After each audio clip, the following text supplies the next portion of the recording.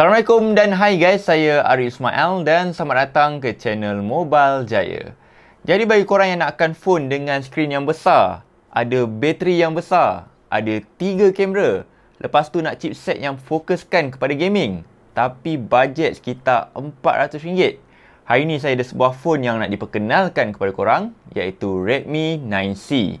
Dalam keluarga Redmi 9, phone ni diduduk dekat antara Redmi 9A dengan Redmi 9. So, kalau banding dengan Redmi 9A, phone ni dia upgrade dari segi chipset, ada fingerprint scanner dan ada ekstra 2 kamera tambahan dekat bahagian belakang. Dan satu lagi, Redmi 9C ni pun ada varian 3GB RAM berbanding Redmi 9A yang hanya ditawarkan dalam varian 2GB RAM sahaja. Dan phone ni pun saya dapatkan daripada Banggood.com. So, ni kira first time lah saya dapatkan phone daripada website ni. Yang bestnya pasal Banggood ni, korang boleh buat COD, ada official store dan tak perlu risau custom sebab semua diorang handle. Dan masa menunggu barang pun sampai dalam 8 hingga 15 hari sahaja. Apa yang best lagi, korang guna je discount code BGSEA99. Nanti dia tolak banyak harga berbanding harga asal. So korang apply je discount code ni masa nak check out. Jadi saya pun dah gunakan Redmi 9C ni hampir seminggu. Dan tanpa melengahkan masa lagi, ini review saya untuk Redmi 9C.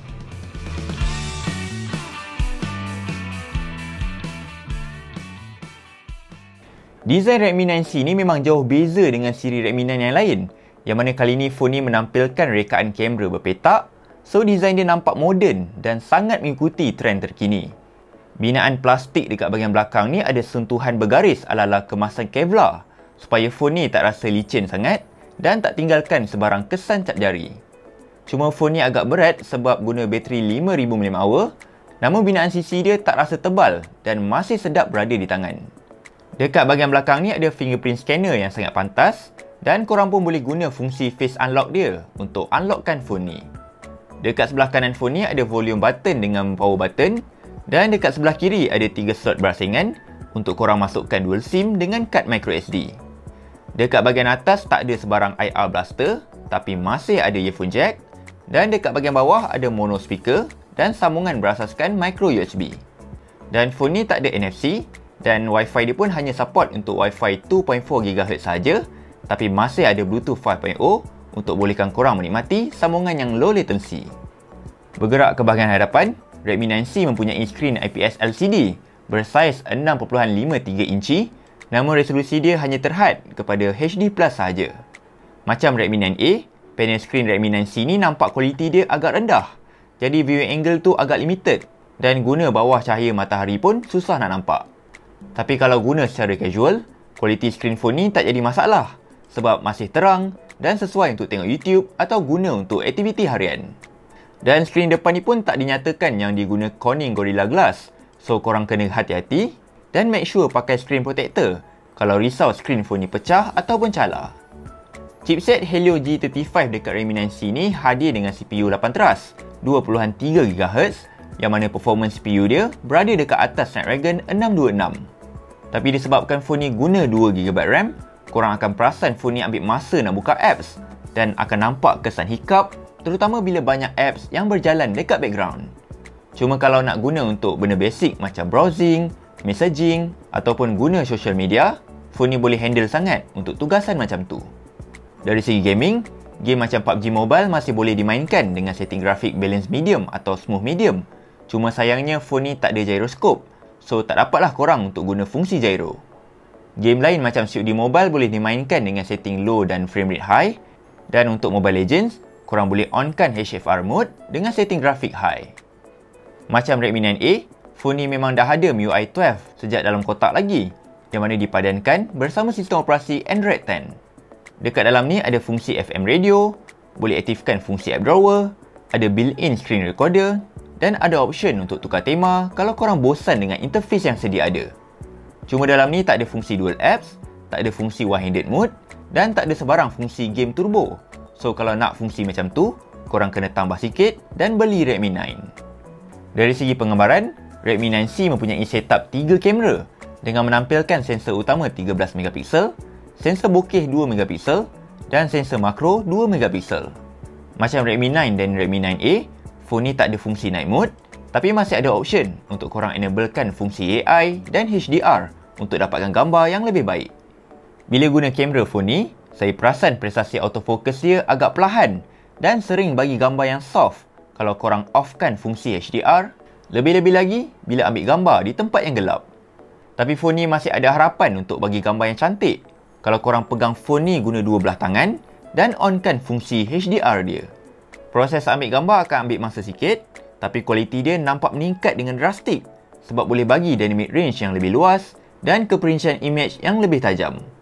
Dan saya sebenarnya kagum dengan portrait mode dia yang mana boleh hasilkan bokeh dengan sangat kemas. Begitu juga dengan fungsi makro dia yang dapat fokus subjek dengan baik walaupun hasil dia nampak noisy sikit. Untuk kamera hadapan phone ni dia guna sensor 5MP yang mana kualiti dia surprisingly nampak sharp dan tak putihkan sangat warna kulit di wajah saya. Untuk rakaman video, phone ni boleh shoot sampai resolusi 1080p sahaja. Cuma rakaman tu akan nampak bergegar sebab phone ni tak ada sebarang image stabilization. So korang kena pegang phone ni guna dua belah tangan atau guna gimbal untuk kurangkan kesan gegaran dia. Okey, ini merupakan percubaan daripada kamera hadapan Redmi 9C dan sekarang ni saya berada di hadapan Pavilion KL untuk mencuba kamera hadapan telefon ini.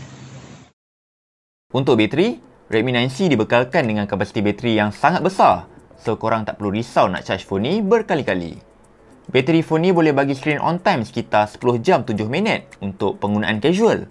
Dan kalau korang jenis cermat, bateri phone ni boleh bagi dalam 2 hari penggunaan dengan 4 jam screen on time sehari. Cuma dari segi charging tu, dia support charging sampai 10W sahaja, so dia ambil masa sekitar 3 jam 10 minit untuk charge bateri phone ni sehingga penuh. Secara rumusannya, Redmi 9C ni ada pakej fungsi yang menarik untuk bajet sekitar RM400 sebab dia ada skrin yang besar, chipset yang boleh galas kegunaan harian dan gaming, ada fungsi 3 kamera dan kapasiti bateri 5000 mAh, membuatkan korang tak perlu risau nak bawa power bank ke mana-mana. Cuma saya perasan sistem autofocus kamera dia agak lambat dan video recording dia pun agak bergegar, so korang kena pegang dengan stabil untuk kurangkan kesan gegaran. Dan phone ni pun masih guna micro USB dan tak ada fungsi fast charging, jadi masa charging dia ambil masa dalam 3 jam untuk charge bateri sampai penuh. Jadi bagi korang yang berminat nak dapatkan Redmi 9C, phone ni dijual dengan harga rasmi bermula RM429, yang mana korang boleh dapatkan dekat link di bahagian bawah video ini. Jadi sekian sahaja daripada saya, Arif Ismail, untuk review Redmi 9C pada kali ini.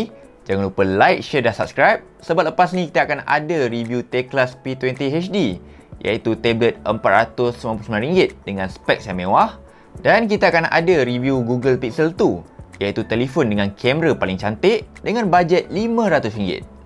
Macam biasa, kalau korang ada sebarang soalan ke, cadangan ke, jangan segan silu untuk tinggalkan dekat bahagian komen di bahagian bawah ini. Sehingga kita berjumpa lagi di lain hari di lain waktu. Assalamualaikum dan bye-bye.